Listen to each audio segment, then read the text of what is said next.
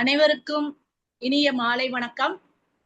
தேசிய மகளிர் ஜோதிட கூட்டமைப்பின் கீழ், அதாவது ஜோதிட கூட்டமைப்பின் நிறுவனர் கனகாம்பாள் அம்மையார் கீழ் நடந்து வரும் ஜோதிட நட்சத்திர சுடர்மணி விழாவிற்கு வருகை புரிந்திருக்கும் அனைத்து ஜோதிட குருமார்களையும், ஜோதிட வல்லுநர்களையும் மற்றும் ஜோதிட ஆர்வலர்களையும் வருக வருக என வரவேற்பதில் பெரும் மகிழ்ச்சி அடைகின்றேன். நிகழ்ச்சியின் முதலாவதாக கடவுள் வாழ்த்து. கடவுள் வாழ்த்தை பாட எமது ஜோதிட பவானி சங்கரி மேடம் அவர்களை அன்புடன் அழைக்கின்றேன். வணக்கம். ஓம் கம் கணபதியே நமக.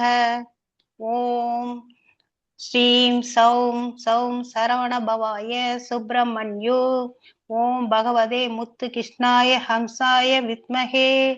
ஓம் சர்வ மங்கள மாங்கல்யே சிவ சர்வார்த்த சாதிகே சரண்யே திரியம்பகே கௌரி நாராயணே நமஸ்துதே. ஓம் ஆதித்யாய மங்களாய புதாயச குரு சுக்ர சனீஸ்வராய ராகுவே கேதுவே நமக. ஓம் குருவே. வணக்கம் மேம். வணக்கம். அடுத்ததாக எமது நட்சத்திர சுடர்மணி நிகழ்வை நேரில் கண்டுகளிக்கும் அனைத்து ஜோதிடர்களுக்கும் மற்றும் ஆஸ்ட்ரோ பக்தி சேனல் வழியாக இது கண்டுகளிக்கும் நேர அனைவர்களுக்கும் பயன்படும் விதமாக ஒவ்வொரு நாளும் ஒரு ஜோதிட டிப்ஸ் வழங்கப்பட்டு வருகிறது. அந்த வகையில் இன்று ஜோதிட டிப்ஸை வழங்க நமது தேசிய மகளிர் ஜோதிட கூட்டமைப்பின் ஆலோசகராக இருக்கக்கூடிய திருப்பூரை சேர்ந்த தனம் தண்டபாணி ஐயா அவர்களை அன்புடன் அழைக்கின்றேன். வணக்கம். அனைவருக்கும் இணைய நமஸ்காரம். அடியேன் திருப்பூர் தனம் தண்டபாணி. மண்ணை தமிழ்நாள் புதைகள், ஜோதிடத்தை தேடினால் விடுதல். தேசிய மகளிர் ஜோதிட கூட்டமைப்பு நட்சத்திர சுடமணியில் நாளொரு ஜோதிட டிப்ஸ், அதாவது கோர்ட்டு மற்றும் போலீஸ் பிரச்சனை கிடைக்கலாம். கைவிரல் உள்ள நகம், கால் விரலில் உள்ள நகம் வெட்டி சென்றால் போலீஸால் பிரச்சனை வராது. மேலும் தராசு வாங்கி தானம் கொடுத்தால் வழக்கில் ஜாமீன் கிடைக்கும், வெற்றி உண்டாகும். நன்றி, வணக்கம்.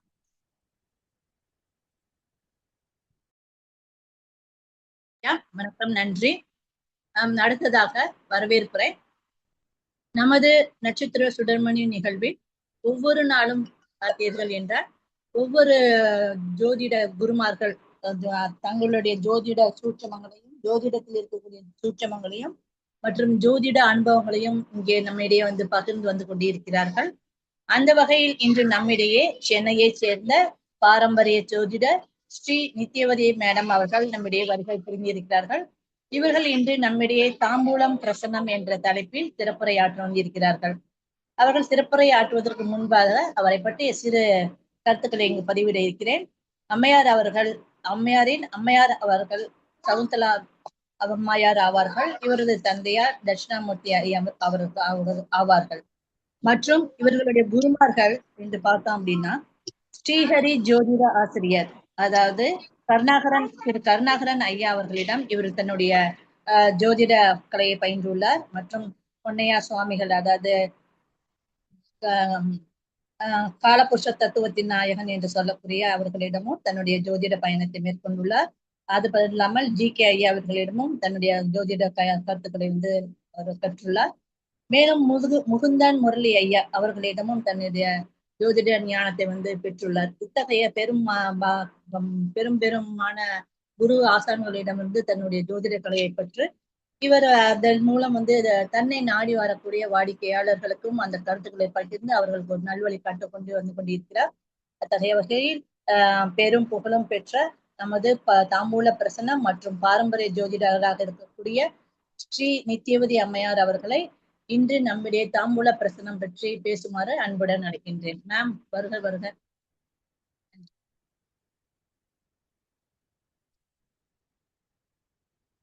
வணக்கம் மஞ்சளாமா. வணக்கம்மா. வணக்கம் வணக்கம் அனைவருக்கும். மியூட் எடுத்துக்கோங்கம்மா. நித்யவதி மேம் இன்னும் மியூட் எடுக்கல. ஓகே, கேக்குதுங்களா? இப்ப கேக்குதுமா. ஓகேங்கம்மா.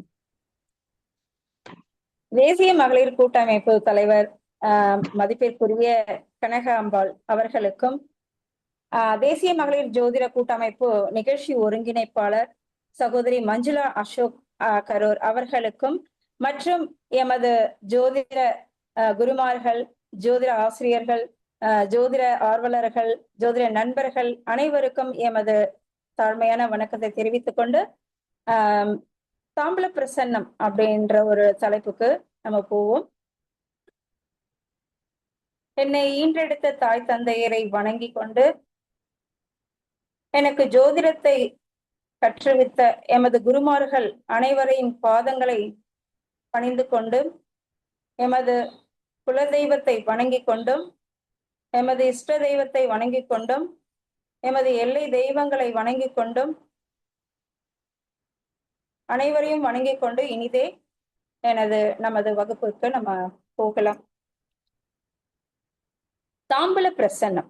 பிரசன்னம் அப்படின்றது பாத்தீங்கன்னாக்கா பல்வேறு அடிப்படையில, அதாவது ஒருத்தருக்கு ஜாதகமே இல்லை அப்படின்னு வரக்கூடிய இடத்துல பார்க்கக்கூடியதுதான் தாம்பல பிரசன்னம். பிரசன்னங்கள் பல்வேறு வகைப்படுது. அதாவது தாம்பல பிரசன்னம் மட்டும் இல்லை, ஜாமக்கோல் பிரசன்னம், அஷ்டமங்கல பிரசன்னம், அதே போல எண்கணித பிரசன்னம், அதே போல ஹோரா பிரசன்னம், அதாவது வரக்கூடிய நேரத்தை கணக்கிட்டு அந்த நேரத்தினுடைய அதிபதி யார் அப்படின்றத கணக்கிட்டும் சொல்லக்கூடியது இந்த ஹோரா பிரசன்னம். இந்த மாதிரி பிரசன்னங்கள் பல்வேறு வகைப்படுகிறது. எதற்காக இது பார்க்கப்படுறாங்க அப்படின்னு பாக்கணும்னா, ஒருத்தருக்கு ஜாதகமே இல்லை அப்படின்னும் போது, ஏன்னா அந்த காலத்துல எல்லாம் அந்த அளவுக்கு குறிப்பாக பிறந்த நேரமோ பிறந்த தேதியோ எடுத்துக்க மாட்டாங்க. ஒரு குறிப்பிட்ட ஒரு பண்டிகை நாளை மையப்படுத்தி அந்த பண்டிகை நாள்ல இருந்து இந்த நாள்ல தான் அந்த குழந்தை பிறந்தது அப்படின்றதெல்லாம் ஒரு கணக்கீடாதான் அவங்க வச்சுக்கிட்டு இருந்தாங்க. அந்த மாதிரி இருக்கக்கூடிய நபர்களுக்கு பாத்தீங்கன்னாக்கா இந்த பிரசன்னம் வகை பாத்தீங்கன்னாக்கா நிறைய சப்போர்ட் பண்ணுது. அப்படி அந்த வகையில பாக்குறப்ப இந்த தாம்பல பிரசன்னம் அப்படிங்கிறது எதுக்காக பாக்குறாங்க அப்படின்னு கேட்டீங்கன்னாக்கா, முக்கியமாக குலதெய்வம் தெரியல அப்படின்ற பட்சத்துல பாக்குறாங்க. அதே போல குடும்பத்துல பல்வேறு கஷ்டங்கள், துன்பங்கள், இது எல்லாமே நாங்க பார்த்துட்டு இருக்கோம். எப்ப எங்களுக்கு ஒரு விடிவு காலம் இருக்கும் கிடைக்கும் அப்படிங்கறத பாக்குறதுக்காகவும் இந்த பிரசன்ன இதுல பாக்குறாங்க, தாம்பல பிரசன்னம் பாக்குறாங்க. இப்ப தாம்பல பிரசன்னம் அப்படிங்கிறது வெற்றிலையை மையப்படுத்தி பார்க்கக்கூடியது. வெற்றிலை மட்டுமில்லை, தாம்பூலம் என்பது பாத்தீங்கன்னாக்கா வெற்றிலையும் பாக்கும் சேர்ந்ததுதான் தாம்பூலம். அப்ப இந்த தாம்பூலத்தை மையப்படுத்தி அதாவது இந்த வெற்றிலை நாகவல்லி, அதாவது இந்த பூலோகத்துல இல்ல, இது பாத்தீங்கன்னாக்கா நமக்கு வானுலகத்துல வெற்றிலை நாகவல்லி அப்படின்றதான் சொல்லுவாங்க. அது நமக்கு பல்வேறு தெய்வங்கள், அதாவது 11 தேவதைகள் வாசம் செய்யக்கூடிய இந்த வெற்றிலையில பாத்தீங்கன்னாக்கா எல்லா சகுன நிமித்தமாக பார்க்க, அதாவது நல்ல விஷயங்களுக்கும் வெற்றிலை வைக்கிறாங்க, கெட்ட விஷயங்களுக்கும் அந்த வெற்றிலை வைக்கிறாங்க. அப்ப வெற்றிலை பாத்தீங்கன்னாக்கா எல்லா இடத்துலயுமே நமக்கு பயனளிக்கக்கூடியதாக தான் அமையுது. சரி, இப்ப வெற்றிலையை பத்தி பார்ப்போம். இப்ப ஒரு வெற்றிலை எடுக்கிறீங்க அப்படின்னா 2 வெற்றிலை வரும். ஒண்ணு பாத்தீங்கன்னாக்கா டார்க் பச்சை கலர்ல வரும், ஒண்ணு லைட் பச்சை கலர்ல வரும். அப்ப டார்க் பச்சை கலர்ல இருக்கக்கூடிய வெற்றிலை பாத்தீங்கன்னாக்கா தேய்பிறை வெற்றிலையாகவும், இளம் பச்சை நிறத்துல இருக்கக்கூடியது வளர்பிறை வெற்றிலையாகவும் நம்ம ஜோதிடத்துல பார்க்கிறோம். அதே போல மேல் அந்த காம்பு இருக்கிற பகுதி தலைப்பகுதியாகவும், அந்த இடையில இருக்க, அதாவது அந்த காம்பினுடைய கீழ்ப்பகுதி கழுத்து பகுதியாகவும், அந்த வெற்றிலினுடைய வட்டப்பகுதி வருது இல்லைங்களா, அது தோள்பட்டையாகவும், சென்டர் பகுதி இதயம் அப்படின்ற, அதாவது மார்பு பகுதியாகவும், இடையில மத்தியில பாத்தீங்கன்னா வயிறு, அதுக்கு கீழே மர்ம உறுப்பு, அதுக்கு கீழே நுனி இருக்குது பாருங்க, அது பாதமாக நம்ம பார்க்கிறோம். அது மட்டும் இல்ல, அதாவது இது பாத்தீங்கன்னாக்கா உருவ அமைப்பை அத சொல்றோம். இப்போ தெய்வங்கள் அங்க வாசம் செய்து அப்படின்னும் போது அந்த வெற்றினுடைய காம்பினுடைய மேல் பகுதியில ஜேஷ்டா தேவியே குடியிருக்கிறதாக சொல்றாங்க. அதே போல பாத்தீங்கன்னாக்கா நடு மத்தியில, அதாவது அந்த வெற்றினுடைய நடு மைய பகுதியில சரஸ்வதி தேவி வாசம் செய்வதாகவும், நுனி பகுதியில லக்ஷ்மி தேவி வாசம் செய்வதாகவும் நம்ம சொல்றாங்க. அதே போல பாத்தீங்கன்னா பின்பக்கம் மத்தியில விஷ்ணு தேவரும் சிவபெருமானும் அங்க இருக்கிறதாகவும், அதே போல மேல் பாகத்துல மத்தியில இந்திரனும் சூரியனும் இருக்கிறதாகவும் சொல்லப்படுது. அதே மாதிரி வெளிப்பாகத்துல இருக்கக்கூடிய அந்த கார்னர்ல வந்து சந்திர பகவான் இருக்கிறதாகவும் நம்ம சொல்றாங்க. மொத்தத்துல வந்து பாத்தீங்கன்னாக்கா இந்த வெற்றிலையை வந்து காமதேவன் வாசம் செய்யக்கூடிய ஒரு பொருளாக, அதாவது அது ஒரு இறைவனையே நம்ம அந்த இதுல பார்க்கலாம் அப்படிங்கறதுதான் நம்ம ஜோதிடத்துல சொல்லப்படுறது. மொத்தம் வந்து 11 தேவதைகள் வாசம் செய்யுது. அப்ப இந்த வெற்றிலையை வந்து நம்ம பிரசன்னம் பார்க்க வராங்க ஒருத்தர் அப்படின்னும் போது பாத்தீங்கன்னாக்கா 2 விதமாக எடுக்கப்படுறது. எப்படி அப்படின்னு கேட்டீங்கன்னாக்கா, காலை 6 மணி முதல் மதியம் 12 மணி வரைக்குமே வந்து பாத்தீங்கன்னாக்கா அந்த அதாவது பார்க்க வரவங்கள கர்த்தான்னு தான் சொல்லணும். அப்ப அந்த கர்த்தா வரக்கூடிய நேரம் வந்து நம்ம நோட் பண்ணி எடுத்துக்கணும். எந்த நேரத்துக்கு வராங்களோ அந்த டயத்தை வந்து நம்ம நோட் பண்ணி வச்சுக்கிட்டு, அவங்க கொண்டு வரக்கூடிய எப்பவுமே வந்து ஒரு தாம்பூல பிரசனம் பாக்குறோம் அப்படின்னாக்கா முக்கியமாக வந்து நம்ம சொல்லக்கூடியது வெற்றிலை, பாக்கு, பூக்கள், வாழைப்பழம், அதே போல கற்பூரம் அல்லது ஊதவத்தி, ஒரு எலுமிச்சைப்பழம், இத மாதிரி வந்து வாங்கிட்டு வர சொல்லணும். அதாவது கணக்கு இவ்வளவுதான் அப்படிங்கிறது கிடையாது. 10 ரூபாய்க்கு வெத்தலை வாங்கிட்டு வாங்க அப்படின்னு நம்ம சொல்லிடணும். ஏன்னு கேட்டீங்கன்னாக்கா 12 வெற்றிலையை வைத்து, ஏன்னா 12 கட்டங்களை மையப்படுத்தி தான் நம்ம வந்து பாக்குறோம். அப்ப 12 வெற்றிலைக்கு மேலதான் இருக்கணும். ஆனா நம்ம பார்க்க வரவங்களுக்கு வந்து சொல்லக்கூடாது இவ்வளவுதான் வாங்கிட்டு வரணும் அப்படின்றது சொல்லக்கூடாது. ஏன்னு கேட்டீங்கன்னாக்கா இது வந்து அதாவது பிரசன்னம்ன்றதே வந்து பாத்தீங்கன்னா சகுன நிமித்தம். அப்ப அந்த சகுன நிமித்தம் இறைவன் வந்து அவங்களுக்கு என்ன கொடுக்கணும், என்ன கொடுக்க கூடாதுன்றது தெரியும். அதை மையப்படுத்தி தான் வந்து வரவங்களும் வந்து வாங்கிட்டு வருவாங்க. அப்ப நம்ம தோராயமா ஒரு 10 ரூபாய்க்கு வெத்தலை வாங்கிட்டு வாங்க அப்படின்னு நம்ம சொல்லிட்டோம்னா அவங்க அதுக்கு தகுந்த மாதிரி வாங்கிட்டு வந்துருவாங்க. அப்ப அதே மாதிரி பாக்கு வாங்குறப்ப வந்து பாத்தீங்கன்னா முழு பாக்கா வந்ததுன்னா அது நல்ல சகுனம் சொல்லலாம். இதே வந்து பாக்கெட்ல வரக்கூடிய அந்த தூள் பாக்கு அது எல்லாமே வந்ததுனாக்கா அது குலதெய்வம் குற்றமாக இருக்கு அப்படின்றதும் நம்ம சொல்லலாம். அதே மாதிரி பூக்கள்ல பாத்தீங்கன்னாக்கா மஞ்சள் பூ, வெள்ளை பூ வந்ததுன்னா நல்ல சகுனம். அதே சிகப்பு பூ அப்படின்னாலும் குலதெய்வம் குற்றமாக இருக்கு, அதாவது கோபமாக இருக்கு அப்படின்றத நம்ம சொல்லலாம். வாழைப்பழம் வாங்குறப்ப அவங்க வந்து பாத்தீங்கன்னாக்கா பழமாக எடுத்துட்டு வந்தாங்கன்னா அவங்க கேட்டு வந்த காரியங்கள் சீக்கிரமாக அவருக்கு நிறைவேற்றி தரும் அப்படின்னு சொல்லலாம். அதே வந்து அவங்க பச்சை காயா வாங்கிட்டு, அதாவது காயா பச்சையாக இருக்கிற வாழைப்பழம் வாங்கிட்டு வந்தாங்கன்னாக்கா இன்னும் கனியல, ஏன்னா அவங்க கேட்டு வரக்கூடிய கேள்விக்கான வேலைகள் இன்னும் கனியல அப்படிங்கறதுனால அது இன்னும் நாளாகும் அப்படின்றது வாழைப்பழத்தை வச்சு நம்ம சொல்லலாம். அப்ப ஒவ்வொரு பொருட்களுக்குமே வந்து அங்க ஒரு பலன்கள் உண்டு. அப்ப வெற்றிலைக்கு ஒரு பலன்கள் இருக்கு, பாக்குக்கு ஒரு பலன்கள் இருக்கு, பழம் வாங்கிட்டு வந்தோம் அந்த பழத்துக்கு ஒரு பலன்கள் இருக்கு, பூக்களுக்கு ஒரு பலன்கள் இருக்கு. இது போல ஒவ்வொரு இதுக்குமே வந்து நம்ம பலன்களை வந்து எடுத்துக்கலாம். சரி, இப்போ எடுத்துட்டு வர வெத்தலை பகல் 12 மணிக்கு முன்னாடி வராங்க அப்படின்னு கேட்டீங்கன்னாக்கா முன்பகுதியில் இருக்கக்கூடிய வெற்றிலையை நம்ம எடுத்து பலன்கள் சொல்றோம். 12க்கு மேல வராங்க அப்படின்னு கேட்டீங்கன்னாக்கா பின்பக்கம் இருக்கக்கூடிய இது ஃபர்ஸ்ட், அதாவது எத்தனை வெற்றிலை எடுத்துட்டு வராங்களோ அந்த பின்பகுதியில இருந்துதான் நம்ம எடுத்துக்கணும் எண்ணிக்கையாக. அப்ப அந்த மாதிரி ஒவ்வொரு இதுவா எடுத்துட்டு வரணும். அன்றைய கோச்சாரத்தை நாம வந்து கட்டம் போட்டுக்கணும். அன்றைய நாள் என்ன இன்னைக்கு வராங்க அப்படின்னு கேட்டீங்கன்னாக்கா இன்றைய நாள்ல கோச்சாரத்துல கிரகங்கள் எங்கெல்லாம் இருக்கோ அதை நம்ம வந்து கட்டத்துல போட்டுக்கணும். சரி, அவங்க கொண்டு வர வெற்றிலைய நம்ம என்ன பண்றோம் அப்படின்னு கேட்டீங்கன்னாக்கா மொத்தமா எண்றோம். ஏன்னா 12க்கு மேல இருக்கு அப்படின்னும் போது மொத்தமா எண்றோம். எண்ணிட்டு அதுல வந்து முதல்ல 5ஆல பெருக்கணும். 5 அப்படிங்கிறது பஞ்சபூதங்கள். அதுக்கப்புறமா வந்து 2ஆல நம்ம பெருக்கணும். 2 அப்படிங்கிறது வந்து பெற்றோர்களை குறிக்கக்கூடியது. அதுக்கப்புறமா வந்து 1 கூட்டணும். 1ன்றது நம்மளுடைய குருமார்கள் அப்படின்னு சொல்றது. அதே போல 7ஆல வகுக்கணும். 7 அப்படிங்கிறது வந்து பாத்தீங்கன்னாக்கா கிழமையை குறிக்கக்கூடியது. அப்ப அந்த 7ஆல வகுத்து வரக்கூடிய மீதம் தான் நம்மளுக்கு தாம்பூல லக்னமாக விழும். அப்ப என்ன வருது, 1 அப்படின்னு வந்ததுன்னா, அதாவது நம்ம அவங்க கொண்டு வர வெற்றிலையை வந்து 5ஆல பெருக்கி 2ஆல பெருக்கி 1 கூட்டி திருப்பி 7ஆல வகுத்து மீதி வரக்கூடிய அந்த 1ல இருந்து 6 வரைக்கும். அப்ப 1ஆம் நம்பர் வந்ததுன்னா சூரியன் அப்படின்னு சொல்லலாம். 2 அப்படி வந்ததுனாக்கா சந்திரன் சொல்லலாம். 3ன்னு வந்ததுனாக்கா மீதம் 3ன்னு வந்ததுன்னா செவ்வாயை குறிக்கும். 4ன்னு வந்ததுன்னா புத பகவானை குறிக்கும். 5 அப்படின்றது வந்ததுன்னா குரு பகவானை குறிக்கும். 6ன்னு வந்ததுன்னா சுக்கிர பகவானை குறிக்கும். 0 வந்ததுன்னா சனி பகவானை குறிக்கும். அப்ப அந்த 7 கிரகங்களை வந்து நம்ம மீதி வரக்கூடிய அந்த மீதியினுடைய கணக்கு தான் நமக்கு லக்னமாக பாவிக்கணும். அப்ப அந்த கிரகம் எங்க இருக்குன்றத பார்த்து அந்த கிரகம் இருக்கக்கூடிய இடத்துலதான் லக்னம் அப்படின்றத போட்டு ஒவ்வொரு பாவகத்துக்கு நம்ம வந்து பலன்கள் எடுக்கிறோம்.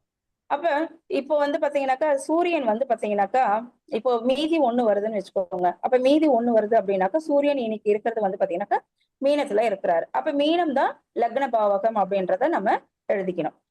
அதுல வந்து கூட யாரு இருக்காங்க அப்படின்னு பாக்குறப்ப சனீஸ்வர பகவானும் அங்க இருக்கிறாரு. அப்ப சனி பகவானோட இணைந்த சூரியன் இருக்கிறாரு அப்படின் போது சூரிய பகவான் வந்து பாத்தீங்கன்னாக்கா 5, அதாவது அந்த மீன லக்னத்திற்கு 6 குடையவர். அப்ப 6 குடையவர் அப்படின்னும் போது அவர் கடன்ல இருக்கிறாரு, மீள முடியாத ஒரு கடன்ல கஷ்டங்கள்ல இருக்கிறாரு அப்படிங்கிறத நம்ம வந்து எடுத்துட்டு சொல்லலாம். அப்படியே ஒவ்வொரு பாவத்தையும் நம்ம கொண்டு வரணும். அப்ப 2ஆம் இடத்துல என்ன கிரகம் இருக்கு, அந்த கிரகம் சார்ந்த தொந்தரவுகள் இவங்களுக்கு இருக்கும் அப்படின்றத அந்த கிரகத்தை, அதாவது கட்டங்களை மையப்படுத்தியும் சொல்லலாம். அதே போல 12 வெற்றிலைகளை நம்ம எடுத்துக்கிறோம். அந்த 12 வெற்றிலைகள்ல வந்து பாத்தீங்கன்னாக்கா நம்ம வந்து ஒவ்வொரு வெற்றிலை, முதல் வெற்றிலை வந்து லக்ன பாவக வெற்றிலை. அப்ப அந்த லக்ன பாவக வெற்றிலை நல்ல நிலையில இருக்கணும். நல்ல நிலையில இருக்கணும்னாக்கா கிழிச்சல் இருக்கக்கூடாது, ஓட்டைகள் இருக்கக்கூடாது, அழுக்கு தூசி எதுவுமே இல்லாம இருக்கணும். அதுல நூல் ஒட்டின மாதிரி இருக்கும், அதாவது ஒரு சின்ன சிறு அருக்கம்பில் மாதிரி எல்லாம் கூட ஒட்டிக்கிட்டு வரும். அந்த மாதிரி எல்லாம் இருக்கக்கூடாது. இல்ல அழுகி போன ஏதாவது அந்த வெற்றிலையில முன்னாடியோ பின்னாடியோ ஒட்டிக்கிட்டு இருக்கும். இது எல்லாமே என்ன அப்படின்னு கேட்டீங்கன்னாக்கா அது ஜாதகருக்கு இருக்கக்கூடிய கஷ்டங்கள் துன்பங்களை குறிக்கக்கூடியது அப்படின்றது சொல்லலாம். அப்ப சரி, முதல் பாவக வெற்றிலை வந்து நல்ல தெளிவா இருக்கு அப்படின்னா ஜாதகர் நல்ல நிலையில தான் இருக்கிறாரு. ஜாதகர் நல்ல நிலையில தான் இருக்கிறாரு. ஆனா மற்ற பிரச்சனைகள் அவருக்கு இருக்கும் அப்படிங்கறத நம்ம ஒவ்வொரு வெற்றிலைய பாக்குறப்ப நம்மளுக்கு அது வந்துடும். இப்போ முதல் பாவக வெற்றிலை வந்து நல்ல தடிமனாக நல்ல நிலையில இருக்கு அப்படின்ட்டு பார்த்தோம்னாக்கா அவருக்கு வந்து நல்லா இருக்கு. 2வது வெற்றிலை வந்து உங்களுக்கு வந்து மியூட் போடுங்க, தயவு செய்து மற்றவர்கள் மியூட் போடுங்க, பேசுங்க மேம். 2வது வெற்றிலை வந்து கிழிச்சி இருக்கு, இல்ல அந்த நுனி வந்து பாத்தீங்கன்னா அந்த, அதாவது அந்த வெற்றிலையினுடைய நுனி பகுதி தான் வந்து லக்ஷ்மி தேவி அப்படின்னு சொல்லுவாங்க. அப்ப மகாலட்சுமி வந்து நல்ல நிலையில இருக்காங்க, அது நல்லா இருந்ததுனாக்கா ஒன்றும் பிரச்சனை இல்லை, குடும்பத்துல வந்து போதுமான அவங்களுக்கு பண வரவு எல்லாமே இருக்கு அப்படின்றத நம்ம சொல்லலாம். இன்கேஸ் அது வந்து கிழிச்சலா இருக்கு, இல்ல காஞ்சி போய் இருக்கு, இல்ல மடங்கி இருக்கு அப்படின்னா அவர்களுக்கு பொருளாதாரத்துல வந்து அவங்களுக்கு பின்தங்கி இருக்காங்க, கஷ்ட நிலையில இருக்கிறாங்க அப்படின்றத நம்ம பார்க்கலாம், சொல்லிடலாம். அதே போல நடுவுல வந்து ஒரு ஓட்டை இருக்குன்னு வச்சுக்கோங்க. அந்த வெற்றிலையில வந்து நடு பகுதியில வந்து ஓட்டை இருக்கு அப்படின்னா அந்த ஓட்டைக்கு வந்து பாத்தீங்கன்னாக்கா என்ன சொல்லணும் அப்படின்னா அந்த குடும்பத்துல துர்மரணம் அடைந்தவர்கள் இருந்திருப்பாங்க அப்படின்றத சொல்லலாம். ஏன்னா அந்த நரம்பு பகுதியில, நடு பகுதியில வந்து நரம்பு பகுதியில ஒரு ஹோல்ஸ் இருந்தா கண்டிப்பா அந்த குடும்பத்துல வந்து பாத்தீங்கன்னாக்கா கர்ப்பிணி பெண் மரணம் அடைஞ்சிருப்பாங்க அப்படின்றத சொல்லலாம். அல்லது ஒரு சூசைட் நடந்திருக்கும் அந்த குடும்பத்துல அப்படின்றத சொல்லலாம். அப்ப ஒவ்வொரு வெற்றிலையுமே ஒவ்வொரு பாவத்தையுமே வந்து குறிச்சிட்டு வரும். இதுல வந்து பாத்தீங்கன்னாக்கா நமக்கு 1ஆம் பாவக வெற்றிலை, 2ஆம் பாவக வெற்றிலை இது எல்லாமே வந்து கொஞ்சம் டேமேஜா இருந்ததுனாக்கா அந்த ஜாதகர் ஆரம்பத்துல இருந்து இப்ப வரைக்கும் கொஞ்சம் கஷ்டப்பட்டுட்டு இருக்காங்க, மீண்டு வர்றதுக்கு தான் நம்ம கிட்ட வந்து கேள்வியாக வந்து கேட்டிருக்காங்க அப்படின்றத நம்ம சொல்லலாம். 3வது வெற்றிலை முயற்சி ஸ்தான வெற்றிலை. அந்த வெற்றிலையும் அதுல வந்து பாத்தீங்கன்னாக்கா பல்வேறு ஓட்டைகளோ இல்ல கரும்புள்ளிகளோ இல்ல ஏதோ ஒண்ணு இருந்ததுன்னா அவர்களுடைய முயற்சிகள் எல்லாமே வந்து தோல்வியில தான் போய் முடிஞ்சிருக்கும் அப்படின்றத சொல்லலாம். ஏன்னா அவரு நிறைய ஸ்டெப் எடுத்திருப்பாரு, அதுல ஏதாவது ஒரு ஸ்ட்ரகிள் ஒண்ணு, பிசினஸ்க்காக அவர் வந்து இது பண்ணியிருந்திருப்பாரு, இல்ல ஏதாவது திருமணம் சார்ந்து எதுனா, இது எல்லாமே வந்து தடைகள் தாமதமாக ஆகியிருக்கும் அப்படின்றத சொல்லலாம். 4ஆம் பாவக வெற்றிலை அப்படி நல்ல நிலையில இருந்ததுனாக்கா அவங்க ஃபேமிலியில, அதாவது அதுவும் வந்து பாத்தீங்கன்னாக்கா இதேதான், நம்ம எப்படி நம்ம கட்டத்துக்கு எப்படி எடுத்துக்கிறோமோ ஒவ்வொரு பாகவத்துக்கும் அதே மாதிரிதான் இது சுகஸ்தான வெற்றிலைன்னு சொல்லலாம். 4ஆம் பாவக வெற்றிலை தாய் சுகஸ்தானம் சொல்லலாம். அப்ப அந்த நல்லா இருந்ததுன்னா, 4ஆம் வெற்றிலை நல்லா இருந்ததுன்னா அந்த ஜாதகருக்கு எந்தவித கஷ்டமும் இல்லை அப்படின்னு நம்ம சொல்லலாம். இல்ல அதுவே வந்து ஒரு கிழிச்சலோ இல்ல வேற மாதிரி அழுக்கு படிஞ்ச மாதிரியோ ஏதோ ஒண்ணு இருந்ததுனாக்கா அதுலயும் வந்து பாத்தீங்கன்னாக்கா அவர் நிறைய தாயாலையும் வீட்டு சம்பந்தப்பட்ட தொந்தரவுகள், தாயாரால எந்தவித பிரயோஜனம் இல்லாத நிலை, அதே போல வந்து அவருக்கு வந்து வண்டி வாகனங்கள்ல ஏதாவது பிரச்சனை, இல்ல இடம் வாங்கியிருப்பாங்க அதுல ஏதாவது வில்லங்கம், அந்த மாதிரி எல்லாமே வந்து நம்ம எடுத்து சொல்லலாம். அதே போல 5வது வெற்றிலை தான் வந்து பாத்தீங்கன்னாக்கா நம்மளுக்கு குலதெய்வத்தை சொல்லக்கூடியது. இப்ப ஒருத்தருக்கு வந்து பாத்தீங்கன்னா ஜாதக ரீதியாகவே வந்து குலதெய்வத்தை கண்டுபிடிப்பாங்க. ஆனா அதை விட வந்து நம்மளுக்கு அக்யூரேட்டா சொல்லக்கூடியது வந்து பாத்தீங்கன்னாக்கா இந்த வெற்றிலை பிரசனம் தான். அப்ப வெற்றிலை பிரசனத்துல வந்து 5ஆம் பாவகத்துல என்ன கிரகம் நிற்குதோ அந்த கிரகம் சார்ந்த தெய்வம் தான் அவங்களுக்கு குலதெய்வமாக இருக்கும் அப்படின்றத நம்ம பார்க்கலாம். அதே மாதிரி குழந்தைகளையும் 5ஆம் பாவகத்தை தான் சொல்லுது. அப்ப குழந்தைகளுடைய நிலைப்பாடுகள் என்ன எப்படி அப்படிங்கிறதையும் நம்ம 5ஆம் பாவக வெற்றிலை வச்சு சொல்லலாம். 6ஆம் பாவக வெற்றிலை அப்படின்னு வர்றப்ப அந்த 6ஆம் பாவக வெற்றிலை நல்ல நிலையில இருக்கணும். நல்ல நிலையில இருந்ததுன்னா அவர் வந்து சமாளிக்கக்கூடிய, அதாவது நோய் நொடிகள் இல்லாமல், அவருக்கு எதிரிகள் இல்லாமல், அவருக்கு எந்தவித இதுவும் கஷ்ட நஷ்டங்கள் இல்லாமல் அவர் இருக்கிறாரு அப்படின்றத நம்ம சொல்லலாம். ஒருவேளை 6ஆம் பாவக வெற்றிலை கிழிச்சலோட ஏதோ ஒரு அழுக்கோ இல்ல ஒரு நூல் மாதிரி ஏதோ ஒண்ணு இருக்குன்னா கண்டிப்பா அவர் கடன் சுமைகள்ல ரொம்ப அவஸ்தைப்பட்டுட்டு இருக்காரு அப்படின்றத சொல்லலாம். அதுக்கப்புறமா அதன் மூலமாக அவருக்கு நோய் பாதிப்புகள் இருக்கு அப்படின்றத சொல்லலாம். எதிரிகள் இவருக்கு நிறைய பேர் இருக்காங்க அப்படின்றதையும் நம்ம சொல்லலாம். 7ஆம் பாவக வெற்றிலை நல்ல நிலையில இருந்தது அப்படின்னாக்கா அந்த வெற்றிலை அதாவது அந்த ஜாதகருடைய மனைவி உங்களுக்கு நிறைய சப்போர்ட் பண்ணுவாங்க அப்படின்றத நம்ம சொல்லலாம். அதே போல இவருக்கு ஆப்போசிட்ல இருக்க பர்சன் எல்லாருமே வந்து இவருக்கு வந்து ஒரு அதாவது நல்ல சப்போர்ட் எல்லா வகையிலுமே இவங்களுக்கு உதவியாக இருப்பாங்க அப்படின்றத சொல்லலாம். ஒருவேளை 7ஆம் பாவக வெற்றிலை சரியில்லை, ஒரு கிழிச்சல் இருக்கு, ஓட்டை இருக்கு, இல்ல வேற மாதிரி இருக்கு, சுருங்கி இருக்கு, வேற மாதிரி, அதாவது ஷேப்பே ஒவ்வொரு வெற்றிலை வந்து பாத்தீங்கன்னாக்கா அந்த ஷேப்பும் வந்து ஒரு பலன்கள் சொல்லும். அப்ப வேற மாதிரி ஷேப் இருக்கு அப்படின்னாலும் அந்த இடத்துல வந்து பாத்தீங்கன்னாக்கா மனைவியாலேயோ இல்ல அதாவது இவர் வேலை செய்யக்கூடிய இடத்துலயே இவருக்கு மேல் அதிகாரியோ கீழே வேலை செய்யறவங்களோ அவங்களால நிறைய துன்பங்களை அது அனுபவிப்பார். அதே போல வெளியில இவர் போய் எதை பேசினாலுமே இவருக்கு வந்து பாத்தீங்கன்னாக்கா கஷ்டமாவே தான் வரும். நல்லது செய்ய போய் துன்பங்களை வந்து ஏற்கிற மாதிரி தான் வரும். 7ஆம் பாவக வெற்றிலை. 8ஆம் பாவக வெற்றிலை நல்லா இருக்கணும். ஏன்னு கேட்டீங்கன்னா 8 அப்படிங்கிறது ஆயுள் ஸ்தானத்தை குறிக்கக்கூடியது. அதே போல பாத்தீங்கன்னாக்கா அவருக்கு வந்து கோர்ட்டு கேஸ் இதெல்லாமே இல்லாத அவர் வந்து சுமூகமா இருக்கார், நல்ல நிலையில இருக்கிறார். அதாவது நல்லா இருந்ததுன்னா எந்த பிரச்சனையும் இல்லை. ஒருவேளை அந்த ஜாதகர் வெற்றிலை முதல் பாவக வெற்றிலையை விட அந்த 8ஆம் வெற்றிலை வந்து ரொம்ப பெருசா இருந்ததுன்னு வச்சுக்கோங்களேன், கண்டிப்பா இவர் வாழ்நாள்ல இவர் வந்து கோர்ட்டு கேஸ்ன்னு அலையக்கூடிய ஒரு அமைப்பை வந்து உருவாக்கி கொடுத்துரும். அதே போல 9ஆம் பாவக வெற்றிலை அப்படின்னு எடுக்கிறப்ப அந்த 9 அப்படிங்கிறது தந்தையார் ஸ்தானத்தை குறிக்கக்கூடியது. அதே போல அந்த வெற்றிலையும் நல்லா இருந்ததுன்னா தந்தையார் வழியில இவருக்கு எந்தவித ஒரு கஷ்டங்கள் இல்லாமல் இவர் நினைக்கிற சொத்து சுகங்கள் எல்லாமே தந்தையார் வழியில இருந்து இவருக்கு கிடைக்கும் அப்படின்றது சொல்லலாம். ஒருவேளை அந்த வெற்றிலை வந்து ஓட்டை இருந்தாலோ இல்ல கிழிச்சல் இருந்தாலோ இல்ல அழுகி போற மாதிரி இருந்தாலோ இல்ல அந்த நுனி உடைஞ்சு இருந்தாலோ அவருக்கு தந்தையார் வழியில எந்த ஒரு இதுவுமே உபயோகம் இல்லை அப்படின்றத நம்ம சொல்லலாம். அதே போல 10ஆம் பாவக வெற்றிலை வந்து பாத்தீங்கன்னா அது தொழில் ஸ்தானத்தை குறிக்கக்கூடியது. அப்ப அந்த தொழில் ஸ்தானம் அப்படின்னும் போது ஒரு அந்த கர்த்தா வந்து ஒரு பிசினஸ் பண்ணிட்டு இருக்காங்க அப்படின்னா அந்த வெற்றிலை நல்ல நிலையில இருந்ததுன்னா அவர்களுக்கு வந்து பாத்தீங்கன்னாக்கா அவர் செய்யக்கூடிய தொழில நல்ல முன்னேற்றங்கள் இருக்கும். நல்ல முன்னேற்றங்கள் இருக்கும். அவர் பாட்னு அழகா செய்துட்டு போயிட்டே இருப்பாரு. அதே வந்து இந்த மாதிரி ஒரு அமைப்புல இருக்கு, ஒரு கிழிச்சல் இருக்கு, ஏதோ ஒண்ணு இருக்கு அப்படின்னா அந்த இடத்துல வந்து இவருக்கு பிசினஸ் வந்து பாத்தீங்கன்னாக்கா பல லட்சங்கள் போட்டு அவர் வந்து பிசினஸ் பண்ணாலும் அதுல வந்து நஷ்டங்களை தான் சந்திப்பாரு அப்படின்றத அதை வச்சு நம்ம சொல்லிடலாம். 11ன்றது வந்து லாபஸ்தான வெற்றிலை. அப்ப அந்த லாபஸ்தான வெற்றிலையும் இவருக்கு நல்ல நிலையில இருக்கணும். நல்ல நிலையில இல்லைனாலும் அந்த துன்பங்களை இவர் அனுபவிப்பார். ஏன்னா லாபமே இல்லை அப்படின்னும் போது வாழ்க்கை எல்லாமே வந்து இவருக்கு வந்து ஒரு கஷ்ட நிலையை கொடுத்துரும். அதே போல 12ஆம் பாவக வெற்றிலை அப்படின்னும் போது அந்த 12ஆம் பாவக வெற்றிலை வந்து மோட்சஸ்தான வெற்றிலைன்னு சொல்லுவாங்க. அதே போல அதுதான் அயன சயன சுகத்தை கொடுக்கக்கூடியது. அப்ப இது எல்லாமே அந்த ஜாதகருக்கு இருக்கா இல்லையா அப்படின்றத அந்த 12ஆம் வெற்றிலையை வச்சு நம்ம கணக்கு பண்ணிடலாம். அதே நேரத்துல வந்து பாத்தீங்கன்னாக்கா சில இடத்துல வந்து வெற்றிலை கொண்டு வரப்பவே அந்த வெற்றிலையில இருந்து நீர் சொட்டும். அப்ப தண்ணீர் சொட்டுதுன்னாக்கா அது எந்த பாவக வெற்றிலையில இருந்து நீர் சொட்டுதோ அதை சார்ந்து அந்த ஜாதகருக்கு வந்து எண்ணங்கள் போய்கிட்டே இருக்கும், அதை செய்யணும் அப்படின்றது. ஒரு உதாரணத்துக்கு ஒரு 4ஆம் பாவக வெற்றிலையில இருந்து நீர் சொட்டுதுன்னா அவருடைய கனவுகள் என்ன அப்படின்னு கேட்டீங்கன்னாக்கா ஒரு இடம் வாங்கி ஒரு வீடு கட்டணும், நல்ல வண்டி வாகனங்கள் வாங்கணும், லக்ஸரியா வாழணும் அப்படின்ற ஒரு ஆசைகள் அவருடைய மனசுல இருக்கு அப்படின்றது நம்ம அதன் மூலமாக சொல்லலாம். அதே நேரத்துல வந்து பாத்தீங்கன்னாக்கா லக்னம் வந்து சூரியன் நம்ம சொல்லிட்டோம். அடுத்தது வந்து செவ்வாய் வருதுன்னு வச்சுக்கோங்களேன். அப்ப செவ்வாய் வந்ததுனாக்கா கண்டிப்பா அவங்களுக்கு வந்து மருத்துவ செலவை ஏற்படுத்தி கொடுத்துரும் அப்படின்றது சொல்லுது.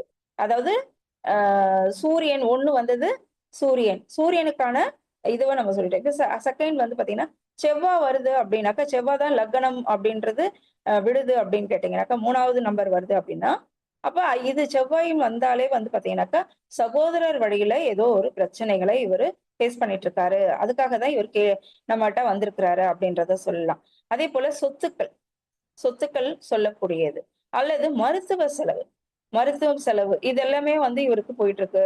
இதுக்கு எப்பதான் எனக்கு விடிவு காலம் அப்படின்றது கேட்கறதுக்காக வந்திருக்கிறாரு அப்படின்றத நம்ம செவ்வாய் வந்தா சொல்லலாம். சந்திர பகவான் வந்ததுனாக்கா பல்வேறு குழப்பங்கள் இருக்கும் அவருக்கு. எப்பவுமே வந்து கன்ஃபியூஸ்டு மைண்ட், செய்யலாமா வேணாவா, இத பண்ணலாமா வேணாவா, அந்த மைண்ட்லயே தான் அவர் வந்து இருப்பாரு. அந்த சந்திரன் வந்ததுன்னா, அதாவது மீதி 2 வந்தால் இந்த மாதிரி ஒரு பலன்களை எடுத்துக்கலாம். 4 புத பகவான் வராரு. அப்ப மீதி 4 அப்படின்னு கேட்டீங்கன்னாக்கா, அவருக்கு வந்து பாத்தீங்கன்னாக்கா காதல் தொந்தரவு, காதல்ல இது கஷ்டங்கள், மன கஷ்டங்கள் அப்படி சொல்ல, இல்ல தாய்மாமன் வழியில வந்து உறவுகள் வழியில வந்து ஏதோ ஒரு பிரச்சனையை இவர் வந்து ஃபேஸ் பண்ணிட்டு இருக்காரு அப்படின்றத சொல்லலாம். இதே வந்து ஒரு 25 வயசு 30 வயசுக்குள்ளனாக்கா இந்த மாதிரி. ஒரு 50-60 வயசுக்கு மேல வராங்க அப்படின்னு கேட்டீங்கன்னாக்கா, அவருக்கு ஸ்கின் சம்பந்தப்பட்ட வியாதிகள் இருக்கும் அப்படின்றத நம்ம சொல்லலாம். அதே போல 5 குரு பகவான். அப்ப அந்த குரு பகவான் வந்து லக்னமாக வந்தார்னா, குழந்தைகள் சார்ந்துதான் இவங்க கேள்வியாக கேட்ட வந்திருப்பாங்க. ஏன்னா அவங்களுக்கு வந்து குழந்தை இன்னமும் பிறக்கல, இன்னும் எவ்வளவு நாள் ஆகும் அப்படின்றத கேட்கறதுக்காக தான் நம்மகிட்ட கேள்விக்கு வராங்க அப்படின்றத நம்ம வந்து பார்த்துட்டு, அவங்களுக்கு 5ஆம் பாவகத்தை வச்சு எப்ப கிடைக்கும், எந்த பீரியட்ல கிடைக்கும் அப்படின்றத நம்ம எடுத்து சொல்லலாம். 6ஆம் நம்பர், அதாவது மீதி வந்து 6 வருது அப்படின்னு கேட்டீங்கன்னாக்கா, அப்ப சுக்கிர பகவான் அப்படின்னு வந்துட்டாலே அவங்களுக்கு வந்து பாத்தீங்கன்னாக்கா, ஒண்ணு திருமணம் ஆகாதவர்கள், இன்னும் இது வரைக்கும் எனக்கு திருமணம் ஆகல, எப்ப எனக்கு மனைவி அமைவாங்க அப்படின்றது கேள்வியா இருக்கும். இல்லைன்னா ஒரு வண்டி வாகனம் வாங்கணும், பெரிய கார் வாங்கணும், நான் பிசினஸ் பண்ணணும், என்ன இது பண்ணலாமா வேணாவா அப்படின்றதுக்காக வந்து நம்மகிட்ட கேட்பாங்க. அதுக்கு நம்ம சுக்கிரன் அந்த இடத்துல நல்ல நிலையில இருந்தாருன்னா நிச்சயமாக அவருக்கு வந்து சொல்லலாம், நீங்க வந்து பண்ணலாம், பிசினஸ் பண்ணலாம் அப்படின்றத சொல்லலாம். இல்ல அதாவது பரிகாரங்கள், இந்த கோவிலுக்கு நீங்க போயிட்டு வந்தீங்கன்னா நிச்சயமாக உங்களுக்கு தடைப்பட்ட திருமணம் விரைவில் வந்து நடக்கும் அப்படிங்கிறதையும் நம்ம எடுத்து சொல்லலாம். 0, அதாவது மீதி வர்றது வந்து பாத்தீங்கன்னாக்கா 0, அது வந்து சனி பகவானை குறிக்கும். அப்ப சனி பகவான் அப்படின்னு வந்துட்டாலே வந்து பாத்தீங்கன்னா கண்டத்தை குறிக்கக்கூடியது. அதாவது அவருக்கு வந்து நோய்வாய்ப்பட்டிருப்பாங்க, இல்ல ஏதோ ஒரு தடைகள் இருந்துகிட்டே இருக்கும். என்ன பண்ணாலுமே எனக்கு வந்து முன்னேற்றமே இல்லை, நான் என்ன பண்ணலாம் அப்படின்றது கேள்வியாக அவங்க வந்து நம்மகிட்ட கேட்கறதுக்காக வந்திருப்பாங்க அப்படின்றது. அப்ப சனி பகவான் நல்ல நிலையில இருந்தாருன்னா நம்ம வந்து அதுக்கு தகுந்தாற் போல நம்ம பலன்களை எடுத்து சொல்லலாம். இதுல வந்து பாத்தீங்கன்னாக்கா சரம் ஸ்திரம் உபயம், இதுவும் இங்க வந்து அப்ளை பண்ணணும். சரம் ஸ்திரம் உபயம். அப்ப சரராசிக்கு வந்து 11ஆம் இடம் வந்து பாதகத்தை செய்யும். அதே போல சிறராசிக்கு வந்து பாத்தீங்கன்னாக்கா 9ஆம் இடம் பாதகத்தை செய்யும். அப்புறம் உபயராசிக்கு வந்து பாத்தீங்கன்னா 7ஆம் இடம், அந்த மாதிரி வந்து இதுல வந்து அப்ளை பண்ணி அதையும் நம்ம வந்து பலன்களாக அவங்களுக்கு எடுத்து சொல்லலாம். அதே நேரத்துல வந்து பாத்தீங்கன்னாக்கா சரஸ்ர உபயத்தையும் நம்ம சொல்லிட்டோம். இப்ப அடுத்தது வந்து என்ன அப்படின்னு கேட்டீங்கன்னாக்கா, ஒரு உதாரணத்துக்கு வந்து எனக்கு குலதெய்வம் தெரியல அப்படின்ட்டு வராங்க, வந்து அதுதான் கேள்வியாகவே வருது. ஏன்னா வழியாக அப்ப அன்றைய காலத்துல வாழ்ந்தவங்க வந்து அங்கேயே வாழ்ந்துட்டு இல்ல, ஊரை விட்டு ஊரை வராங்க, சென்னைக்கு வராங்க, இல்ல வெளிநாடு போறாங்க. என்னுடைய அப்பா அம்மா எல்லாம் அந்த ஊர்ல இருந்தாங்க, ஆனா அந்த இடத்துல கோவிலே இல்லைங்க, போய் பார்த்தோங்க அப்படின்னு எல்லாம் வந்து சொல்றாங்க. அப்ப அப்படிப்பட்டவங்களுக்கு வந்து நம்ம வந்து இந்த தாம்பல பிரசன்னத்துல வந்து 5ஆம் இடத்தை வந்து நம்ம பார்த்து இதுதான் குலதெய்வம் அப்படிங்கிறது சொல்லுவோம். ஒரு ஒரு உதாரணத்துக்கு வந்து பாத்தீங்கன்னாக்கா, ஆஹ் சூரியன் இப்ப வந்து பாத்தீங்கன்னாக்கா மீனத்துலதான் இருக்கிறாரு. அப்ப மீனத்துல இருக்கக்கூடிய சூரியன், அதுதான் லக்னம் நம்ம போடுறோம். அந்த லக்னத்துல இருந்து 5ஆம் இடம் யாருடைய வீடுன்னா கடக வீடு. அப்ப கடகம்ன்றது வந்து பாத்தீங்கன்னாக்கா நீர் ராசி. அப்ப அந்த நீர் ராசி அப்படின்னும் போது இவர்களுடைய குலதெய்வம், இப்ப அந்த இடத்துல வந்து பாத்தீங்கன்னாக்கா சந்திர பகவான் இருக்கிறாரு அப்படின்னா கண்டிப்பா இவர்களுக்கு வந்து பெண் தெய்வம் தான் இவங்களுடைய குலதெய்வமாக இருக்கக்கூடும். அதுவும் அந்த பெண் தெய்வம் இருக்கக்கூடிய பகுதியில நீர்நிலைகள் இருக்கும் அப்படின்றத சொல்லலாம். ஏன்னு கேட்டீங்கன்னா அது நீராசி. அப்ப நீர்நிலைகள் அந்த இடத்துல இருக்கக்கூடிய இடத்துலதான் உங்களுடைய குலதெய்வம் இருக்கும் அப்படிங்கிறத நம்ம எடுத்து சொல்லலாம். அதே போல ஒரு காற்று ராசியில 5ஆம் இடம் வருது அப்படின்னாக்கா, அப்ப இவர்களுக்கு வந்து பாத்தீங்கன்னாக்கா ஒரு மலை சார்ந்த பகுதியில தான் இவங்களுக்கு வந்து குலதெய்வம் இருக்கும் அப்படிங்கிறத நம்ம எடுத்து சொல்லலாம். அதே போல நிலம் ராசி, நீர் ராசி, நிலம் ராசி, காற்று ராசி, அதே போல நம்மளுக்கு நெருப்பு ராசி. அப்ப நெருப்பு அப்படின்னும் போது பாத்தீங்கன்னா மலை சார்ந்த பகுதியில தான் இவங்களுடைய குலதெய்வம் இருக்கும் அப்படிங்கிறத நம்ம எடுத்து சொல்லலாம். அப்ப ஒவ்வொரு இடத்துக்குமே எந்த இடத்துல உண்மையாவே வந்து பாத்தீங்கன்னாக்கா என்கிட்ட வந்து ஒருத்தர் ஜாதகம் பார்க்க வந்தாங்க. கிட்டத்தட்ட அவங்க வந்து பாத்தீங்கன்னாக்கா ஆந்திரா சைடு. அவங்களுடைய குலதெய்வம் வந்து இருக்கிற பகுதி நமக்கு தெரியாது. ஆனா அவர்கள் கொண்டு வந்த நேரத்துல அவங்களுக்கு காட்டினது வந்து பாத்தீங்கன்னாக்கா ஒரு மலைப்பகுதி தான். அந்த மலைப்பகுதியில தான் வந்து அவர்களுடைய குலதெய்வம் இருக்கு அப்படிங்கிறது சொன்னது. ஆனா வந்து பாத்தீங்கன்னாக்கா அந்த கோவில்ல அவருடைய மாமனாருடைய அப்பா, அந்த பெண் வந்து கேட்டவங்களுடைய மாமனாருடைய அப்பா பேர் வந்து அந்த கோவில்ல வந்து எழுதி வச்சிருக்கிறதா அந்த அம்மா வந்து பார்த்துட்டு வந்து சொன்னாங்க. அப்ப ஒவ்வொரு இதுவுமே வந்து பாத்தீங்கன்னாக்கா நம்மளுக்கு அந்த குலதெய்வம் அப்படிங்கிறது வந்து சரியான ஒரு இது வந்து நம்மளுக்கு சுட்டி காட்டுது அப்படின்றத நம்ம எடுத்துக்கலாம். சரிங்களா? அதே நேரத்துல வெற்றிலை வைத்து நம்ம வந்து பலன்கள் சொல்றோம். அதே போல கொண்டு வர பாக்கும் முக்கியமானது. ஏன்னு கேட்டீங்கன்னாக்கா ஒரு சிலர் வந்து பாத்தீங்கன்னாக்கா அந்த எடுத்துட்டு வராங்க பாருங்க, கட்டி கொடுப்பாங்க. இப்ப கடையில போய் நம்ம கேட்கிறோம் அப்படின்னாக்கா அவங்க என்ன பண்ணுவாங்க, பேப்பர்ல சுத்தி கட்டி கொடுப்பாங்க. அந்த பேப்பரையும் நம்ம வந்து வச்சுக்கணும். ஏன்னு கேட்டீங்கன்னா அதுலயும் ஏதாவது ஒரு குறிப்புகள் இருக்கும். அந்த குறிப்புகள் அந்த சகுன நிமித்தம் அதுவும் நம்மளுக்கு சுட்டி காட்டும். அந்த கொண்டு வந்து கொடுக்கறவங்க நம்ம கிட்ட எல்லாத்தையுமே பிரிச்சு வைக்கணும். அதாவது கவர்ல இருக்கிற பூவும் பிரிச்சு வைக்கணும். அதே போல வந்து பொட்டலமா மடிச்சு கொடுக்குற பாக்கும் எடுத்து பிரிச்சு வைக்கணும். வெற்றிலையும் கட்டி கொடுப்பாங்க, நூல்ல கட்டி கொடுப்பாங்க. அந்த வெற்றிலையும் நம்ம எடுத்து அவங்க தட்டுல வந்து வச்சு நம்மளுக்கு கொடுக்கணும். அதாவது தெற்கு நோக்கி மட்டும் கொடுக்க கூடாது. தெற்க நோக்கி அவங்க கொடுக்குற வெற்றிலை வந்து அது அந்த அளவுக்கு சுப நிகழ்ச்சின்னு சொல்ல முடியாது. அதே போல கிழக்கு மேற்கு வடக்கு திசையில நின்று கொடுக்குறாங்க அப்படின்னு கேட்டீங்கன்னாக்கா நிச்சயமாக அவர்களுக்கு அவர் என்ன காரியத்துக்காக நம்ம கிட்ட வந்திருக்காங்களோ அந்த காரியம் அவங்களுக்கு வந்து விரைவில் வந்து நடக்கும் அப்படிங்கிறத நம்ம எடுத்து சொல்லிடலாம். அதே போல அந்த சொன்னேன் இல்லைங்களா, பேப்பர்ல வந்து கட்டி கொடுப்பாங்க. அதாவது பாக்கு கட்டி தருவாங்க, வெற்றிலையும் கட்டி தருவாங்க. இது ரெண்டுத்தையுமே எடுத்து வச்சுக்கிட்டு அதுலயும் கண்டிப்பா ஏதாவது ஒரு குறிப்புகள் இருக்கும். அதாவது இந்த ஜாதகர் என்ன கேள்வி கேட்டு வந்திருக்கிறாரோ அந்த கேள்வி சார்ந்த ஒரு இது வந்து பாத்தீங்கன்னா அந்த பேப்பர்லயும் இருக்கும். அதையும் நாம வச்சுக்கிட்டு நம்ம வந்து இவங்களுக்கு எல்லா பலன்களையும் சொல்லிட்டு அந்த பேப்பரையும் படிச்சு பார்த்துட்டு அதுல ஏதாவது குறிப்புகள் இருக்கும் பாருங்க, இவங்க கேட்கிற கேள்விக்கான பதில்கள் அதுல கண்டிப்பாக இருக்கும். அதையும் நம்ம அவங்களுக்கு எடுத்து சொல்லி அனுப்பலாம்.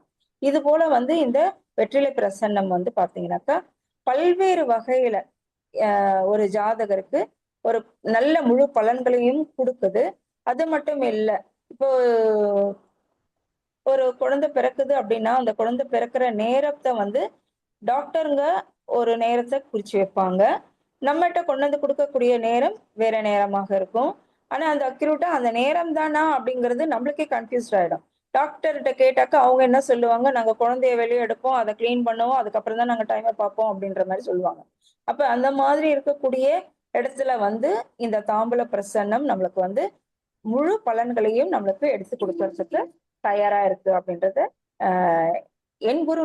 என்னுடைய குருநாதர்கள் வந்து எனக்கு சொல்லி கொடுத்த விஷயத்த நான் இங்க வந்து உங்களுக்கு எடுத்து சொல்லியிருக்கிறேன்.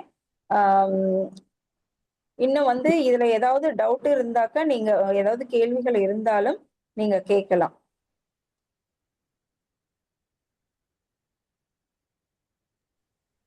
நன்றி உரையை முடிச்சுட்டு நம்ம வந்து கேள்வி பதில் எடுத்துக்கலாமா? சரிங்க மேம்.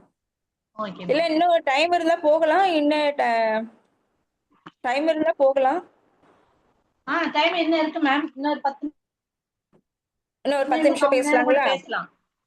ஓகே ஓகே ஓகே, பேசலாம். நேரம் இருக்கு. சரி, ஓகே. இப்ப நான் வந்து எக்ஸாம்பிளுக்கு வந்து நான் வெற்றிலை எல்லாமே வாங்கிட்டு வந்து இப்படிதான் வரணும் அப்படின்றதையும் நான் உங்களுக்கு டெமோ காட்டலான்ட்டு தான் இருந்தேன். ஆனா இங்க வந்து எனக்கு அது செயல்படுத்த, ஏன்னா அது நேரம் ஆகும் அப்படின்றதுனாலதான் பர்டிகுலர் அந்த ஒன் ஹவர் தான் அப்படின்னும் போது அந்த 1 ஹவர்ல எல்லாம் முடிஞ்சிடணுன்றதுனாலதான் நான் அதை கொண்டு வரல. இருந்தாலுமே வந்து பாத்தீங்கன்னாக்கா இந்த தாம்பூல பிரசன்னம் அப்படிங்கிறது வந்து பாத்தீங்கன்னாக்கா ஆஹ் இறைவனுடைய அடுத்த இது என்ன, அவங்க என்ன அனுகிரகம் பண்றாங்க அப்படின்றத உணர்த்தக்கூடியதுதான் இந்த தாம்பூல பிரசன்னம். அதே போல அஷ்டமங்கல பிரசன்னம்னு இருக்கு. அதுவும் வந்து பாத்தீங்கன்னாக்கா தேவ பிரசன்னம், அஷ்டமங்கல பிரசன்னம், இது எல்லாமே வந்து இறைவனுக்காக பார்க்கிறது. இது மனிதனுக்காக பார்க்கப்படுறதுதான் இந்த தாம்பூல பிரசன்னம். அதே போல வந்து வரக்கூடிய நேரத்தை அவங்க ஒரு ஜாதகம் பார்க்க வராங்க இல்லைங்களா, ஒரு தாம்பூல பிரசனம் கேட்க வராங்க இல்லையா, அந்த நேரத்தை முக்கியமாக நம்ம குறிச்சு கொள்வது ரொம்ப உசிதம். ஏன்னு கேட்டீங்கன்னா அந்த டைம்ல இருக்கக்கூடிய கிரக நிலைகளை நம்ம வந்து மையப்படுத்தி சொல்றதுக்காக தான். அதே போல அந்த ஒவ்வொரு பாவகத்தையும் நம்ம வந்து எடுத்து சொல்றப்ப பிளஸ் அவங்களுடைய வெற்றிலையினுடைய கனெக்டிவிட்டியும் இதுல வந்து கனெக்ட் பண்ணி தான் நம்ம சொல்லணும். அப்ப 12 பாவகத்துக்குமே 12 வெற்றிலையும் மையப்படுத்தி தான் நம்ம 1ல இருந்து 12 வரைக்கும் நம்ம எடுத்து சொல்லணும். ஒவ்வொரு பாவகத்திலையும் இந்த வெற்றிலை நல்லா இருக்கு அப்படின்னா அந்த 2ஆம் பாவகத்துல வந்து ஒரு அசுப கிரகம் இருக்கு, ஆனா வெற்றிலை நல்லா இருக்கு அப்படின்னா இது குறிப்பிட்ட கொஞ்ச காலத்துக்கு அவங்களுக்கு அந்த கஷ்டங்கள் இருக்கும், அதுக்கப்புறமா அது மாற்றங்கள் இருக்கும். அதாவது இந்த தெய்வ வழிபாடுகள் மூலமாக உங்களுக்கு அந்த மாற்றங்கள் இருக்கும் அப்படின்றதே நம்ம எடுத்து சொல்லலாம். அப்ப வெற்றிலைகளை மட்டும்தான் நம்ம மையப்படுத்தி சொல்றோமா? ஏன் அப்ப கட்டத்தையே எதுக்கு மையப்படுத்தி சொல்றோம் அப்படின்னு பார்த்தோம்னா, அதாவது இங்க வந்து பிளஸ்ஸா இருக்கிறது இங்க மைனஸாக இருக்கும். அப்ப இது ரெண்டுத்தையுமே வந்து கனெக்ட் பண்ணி சொல்லிதான் அந்த பரிகாரங்களை நம்ம சொல்றப்ப அவங்க போய் அதை செய்துட்டு வர்றப்ப கண்டிப்பா இந்த பிரசன்னங்கள்ன்றது 3 மாதங்கள் வரைக்குமே நம்மளுக்கு வந்து உபயோகத்துக்கு வரும். அப்ப அந்த 3 மாதம்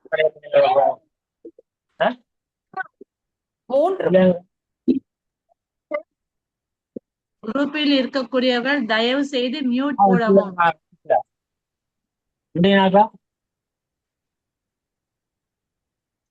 அந்த 3 மாதத்துக்கு வந்து இந்த பிரசன்னம் வந்து வேலை செய்யும். அதுக்கப்புறமா தான், அதாவது அடிக்கடிக்கு நம்ம தாம்பூல பிரசன்னம் பார்க்க கூடாது. 3 மாதத்துக்கு ஒரு வாட்டி தான் நம்ம தாம்பூல பிரசன்னம் பார்க்கணும். இதுக்கு வந்து பாத்தீங்கன்னா நேர காலம் கிடையாது. அதாவது காலையிலயும் பார்க்கலாம், இரவு நேரங்களையும் பார்க்கலாம். ஏன்னு கேட்டீங்கன்னாக்கா ஒரு 6 மணி வரைக்கும் தான் நம்ம வந்து ஜோதிடத்தை பார்ப்போம்.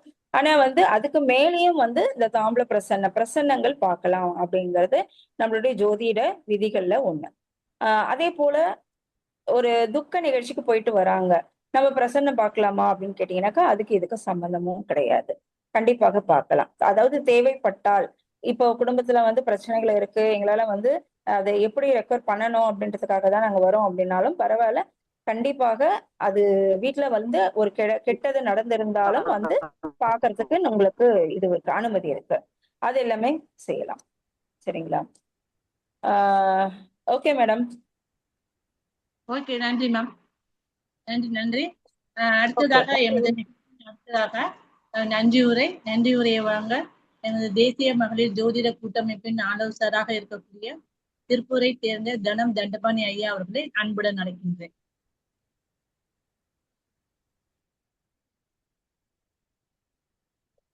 வணக்கம். கேக்குதா? வணக்கம் சார், கேக்குது. வணக்கம். அடியேன் திருப்பூர் தனம் தண்டபாணி, தேசிய மகளிர் ஜோதிட கூட்டமைப்பு நட்சத்திர சுடமணி நிகழ்ச்சியில் இன்று 98வது நாள், அதாவது கூட்டினால் 8 என்பது சனி பகவானை குறிக்கும். இன்றைய யோகி சனி உத்திரட்டாதி. மேலும் இன்று பங்குனி 25, மேலும் இன்று சப்தமி 25 கூட்டினால் 7. எனவே எஸ் நித்யவதி என்னும் பெயருக்கு 7 எழுத்துக் கொண்டது. மேலும் 8/4/2026 இதை கூட்டினால் 4 என்ற பிரம்மாண்டம். அம்மா அவர்கள் தனது காதுகளில் 4 கம்மல் குத்தி மிக பிரம்மாண்டமாக வந்துள்ளார். மேலும் இன்று நட்சத்திரம், அதாவது ஆஞ்சநேயருக்குரிய நட்சத்திரம், ஆஞ்சநேயர் வெற்றிலை மாலை பிரியர். எனவேதான் இன்றைய தலைப்பு தாம்பூல பிரசனம். மேலும் இன்று பெரிய நாமயோகம். பரி என்றால் குதிரை. குதிரை எப்பொழுதும் ஸ்பீடாக போகும். எனவே இன்றைய வகுப்பு குதிரை வேகத்தில் சிறப்பாக இருந்தது. மேலும் இந்த புதன்கிழமை, புதன் என்றால் 5, தாம்பூலம் வார்த்தைக்கு 5 எழுத்து கொண்டது. மேலும் பத்திரைக்கரணம் இதனுடைய வாகனம் கோழி, அதாவது முருகனுடைய வாகனம். முருகன் என்றால் செவ்வாய், செவ்வாய் என்றால் சிவப்பு. அம்மா அவர்கள் சிவப்பு பொட்டுடன் மேலும் சிவப்புக்கள் மோதிரமுடன் வந்துள்ளார். மேலும் இன்று சந்திராஷ்டமின் கிருத்திகை, அதாவது சூரியனுடைய சாரம். சூரியன் என்றால் கண்ணாடி, எனவே இன்று அம்மா அவர்கள் கண்ணாடி போட்டு வந்துள்ளார். மேலும் இதுவரை நம் அனைவருக்கும் மிக சிறப்பாக டார்க் பச்சை வெற்றிலை நிறத்துடன் உடைய புடவையுடன் வந்த நித்யாவதி அம்மா அவர்களுக்கு இந்த கூட்டமைப்பு சார்பாக நன்றியை தெரிவித்துக் கொள்கிறது. மேலும் இதுவரை பெருமை சிவசாரிக்கு கேட்டுக்கொண்டிருந்த அனைத்து குருமார்கள் மற்றும் அனைத்து ஜோதிட ஆர்வலர் அனைவருக்கும் கோடான கோடி நன்றி. மேலும் இந்நிகழ்ச்சியை ஏற்பாடு செய்து கொடுத்த கூட்டமைப்பு தலைவர் ஜோதிட திலகன் எம் கனகாம்பாள் மற்றும் நிகழ்ச்சி ஒருங்கிணைப்பாளர் அனைவருக்கும் கோடான கோடி நன்றி. மேலும் இன்றைய நாள் விட்டும் வாழ்க ஜோதிடம், வளர்க ஜோதிட கலை, வந்தே மாதரம். எல்லாருக்கும் எல்லாம் கிடைக்கட்டும், எல்லாம் நிறைவாகட்டும். வாழ்வது ஒரு முறை, வாழ்த்தட்டும் தலைமுறை. ஜெய்ஹிந்த். நன்றி, வணக்கம்.